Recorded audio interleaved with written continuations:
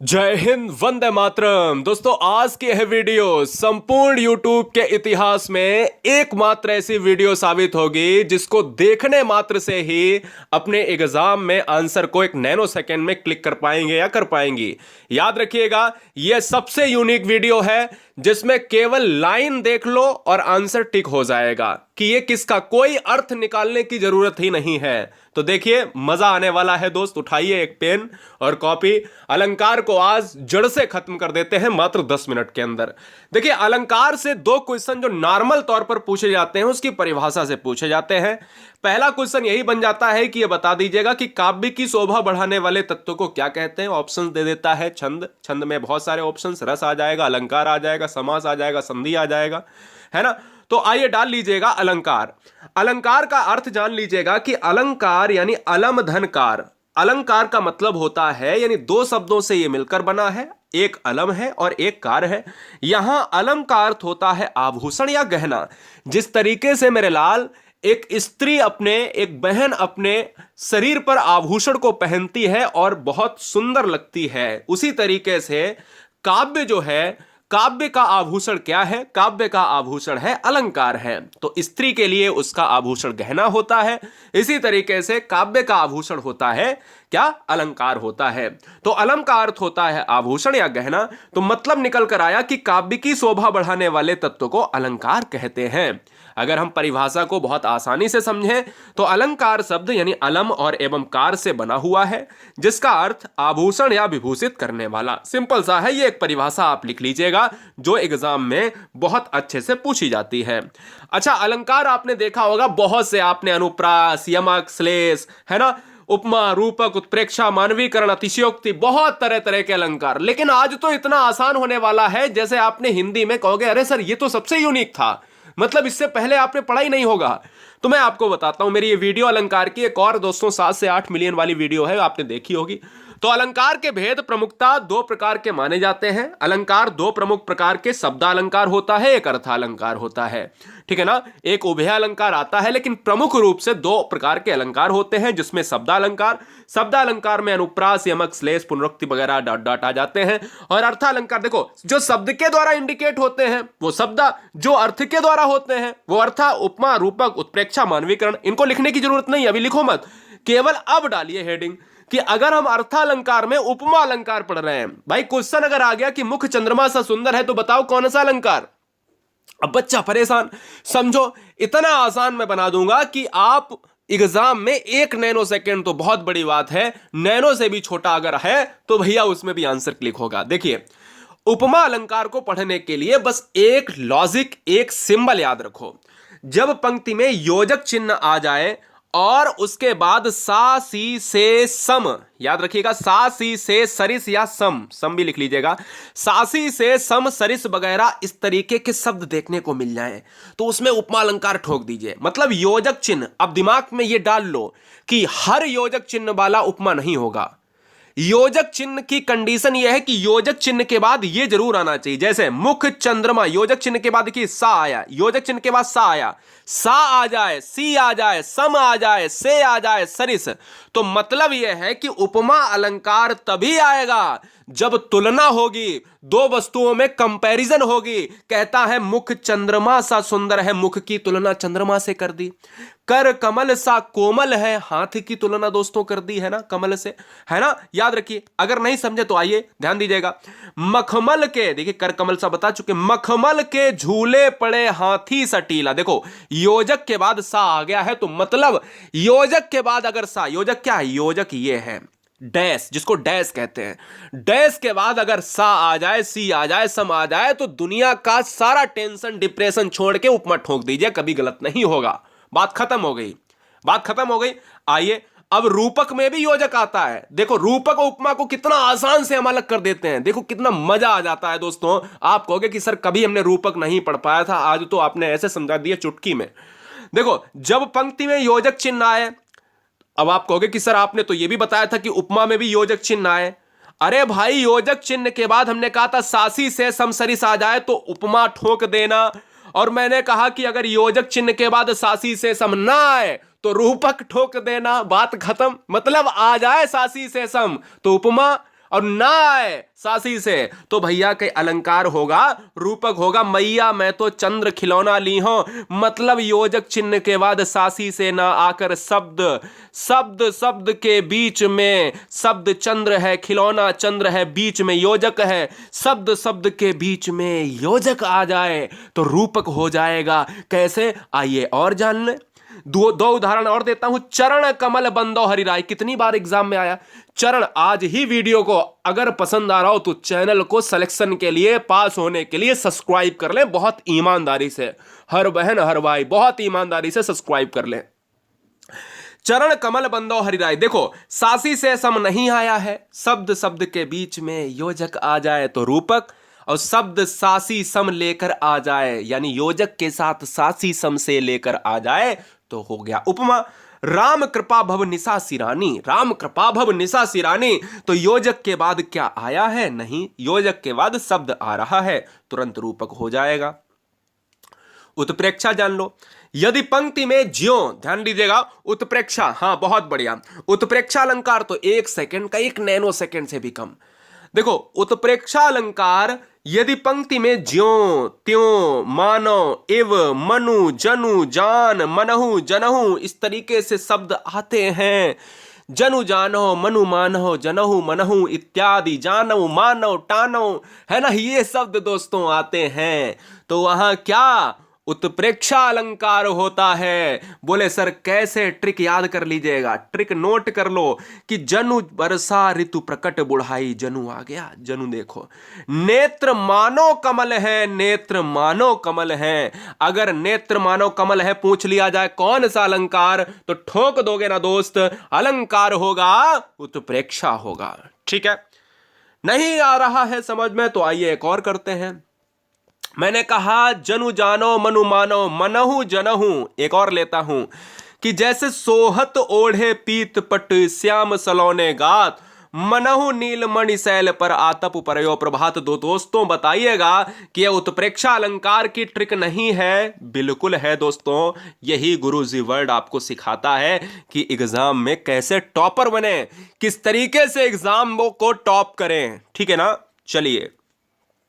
अतिशयोक्ति अलंकार इतना आसान, बहुत आसान, हेडिंग डाल लीजिएगा अतिशयोक्ति। देखो अतिशयोक्ति कहते नहीं तुमने तो अतिशयोक्ति कर दी, मैं आपको बताता हूं कैसे।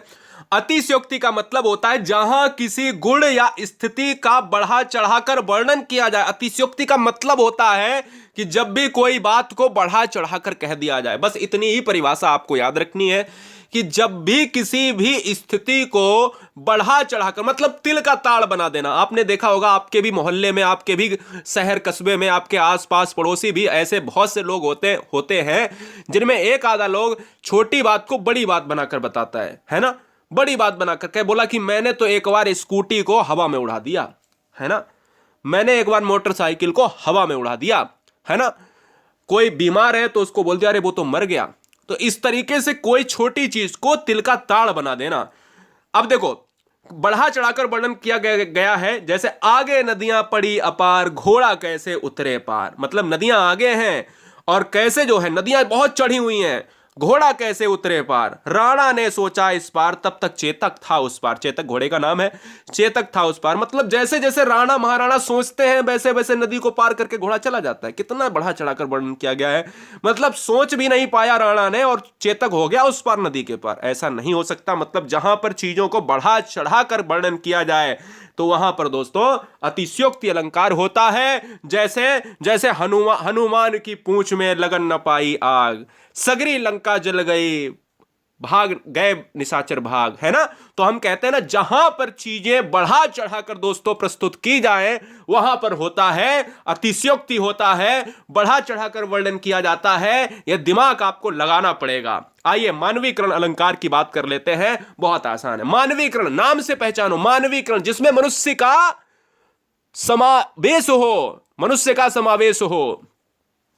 जब प्राकृतिक वस्तुओं में पेड़ पौधे बादल आदि में मानवीय भावनाओं का होने का वर्णन होता है, यानी ऐसी प्राकृतिक वस्तुएं चाहे पर्वत हो चाहे पेड़ हो, उसमें अगर मनुष्य की तरह, जैसे पेड़ कोई है बोला पेड़ मुस्कुरा रहा है तो क्या वो मनुष्य है, लेकिन कह दिया तो मानवीकरण अलंकार हो गया।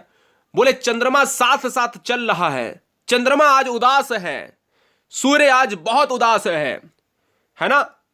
तो ये क्या है? ये दोस्तों मनुष्य की तरह अगर कोई भी प्रकृति की वस्तु कार्य करती है तो मानवीकरण होता है। जैसे फूल हंसे कलियां मुस्काई, फूल हंस रहे हैं कलियां मुस्कुरा रही हैं, क्या ऐसा संभव है? नहीं।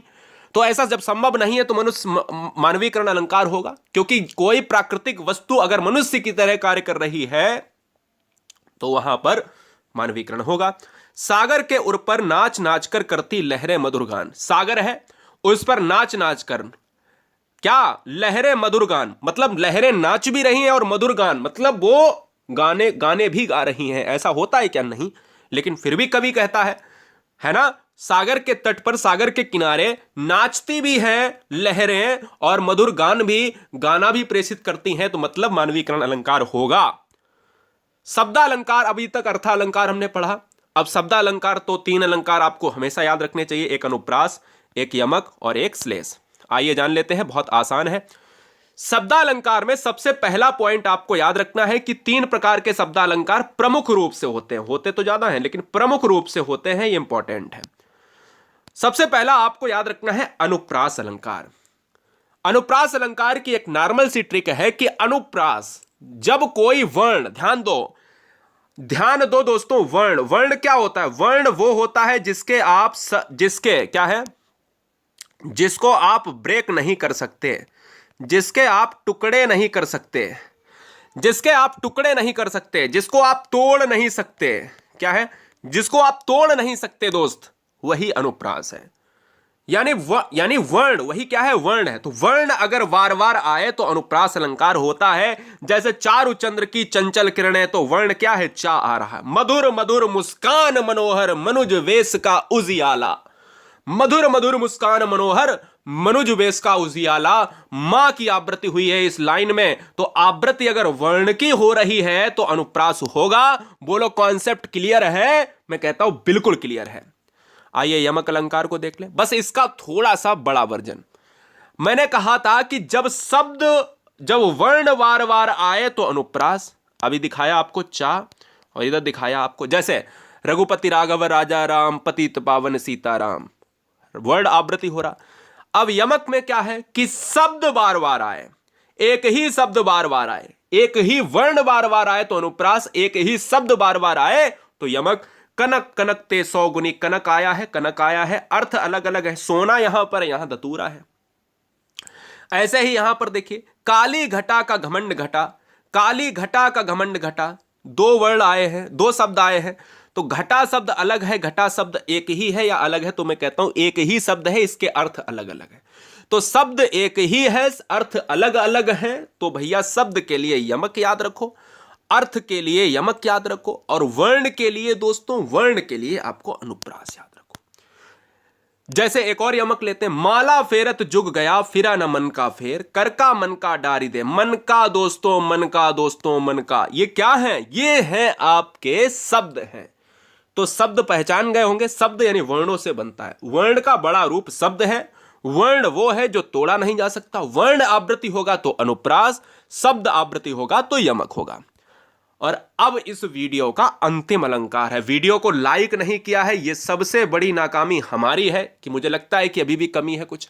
आप सभी का एग्जाम बहुत अच्छा होगा। सभी बच्चे वीडियो को लाइक कर लें और चैनल को ईमानदारी के साथ सिलेक्शन के लिए, पास होने के लिए आज ही सब्सक्राइब करें ताल ठोक कर। सारा मटेरियल प्लेलिस्ट में मैं फ्री और निःशुल्क पढ़ा रहा हूं।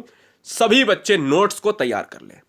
श्लेष अलंकार क्या है? श्लेष अलंकार का मतलब होता है कि शब्द तो एक होगा। अभी तो शब्द क्या है? शब्द बार बार आ रहा था, शब्द के अर्थ भी अलग अलग थे। शब्द तो एक होगा, लेकिन हो सकता है एक ही शब्द के कई अर्थ हों। जैसे रहीमन पानी राखिए बिन पानी सब सून, पानी गए ना उबरे मोती मानुष शून, मोती मानुष शून। तो यहां पर क्या है, शब्द की बात अगर मैं कर लेता हूं, जैसे पानी का पहला अर्थ मनुष्य के संदर्भ में है, जिसका मतलब विनम्रता है। रहीम जी कह रहे हैं कि मनुष्य हमेशा विनम्रता, यानी जो पानी है विनम्र होना चाहिए। और पानी का दूसरा अर्थ होता है आभा या तेज या चमक से है, ठीक है ना। तो याद रखिएगा, जिसके बिना मोती का कोई मूल्य नहीं है। तो यहां पर एक ही शब्द पानी, उसके अलग अलग अर्थ को दर्शाया गया है। शब्द एक ही है लेकिन उसके अर्थ जो है, एक शब्द के अर्थ को कई तरीके से डिस्क्राइब किया गया है। तो अगर इसको थोड़ा सा अगर मैं डिटेल में समझता हूं, जैसे क्या है बेटा, जैसे अगर देखा जाए, क्या, जैसे देखा जाए कि अगर वर्ण है तो वर्ण अगर आ रहा है बार बार, अनुप्रास हो रहा है। क्या है? अनुप्रास हो रहा है।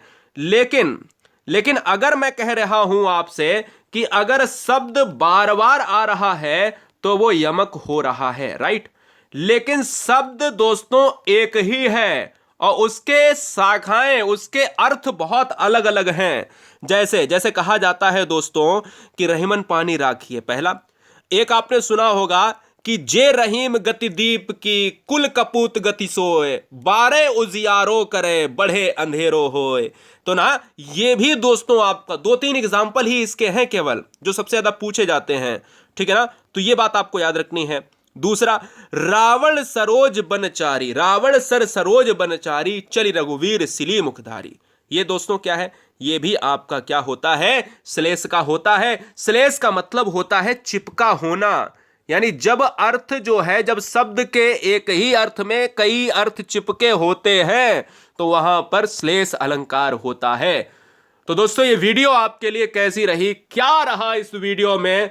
आप श्लेष हो, उपमा हो, अनुप्रास हो, यमक हो, अतिशयोक्ति हो, मानवीकरण हो, बताओ दोस्तों, रूपक हो, क्या पहचान नहीं पाओगे एक नैनो सेकंड? बहुत आसान है, बहुत आसान है। तो मिलेंगे दोस्तों नेक्स्ट वीडियो में, तब तक के लिए जय हिंद। अपने 5 मित्रों में शेयर करें। सफलता प्राप्त करने के लिए सबका भला करना है, 5 मित्रों को यह वीडियो शेयर होनी चाहिए। जय हिंद, वंदे मातरम।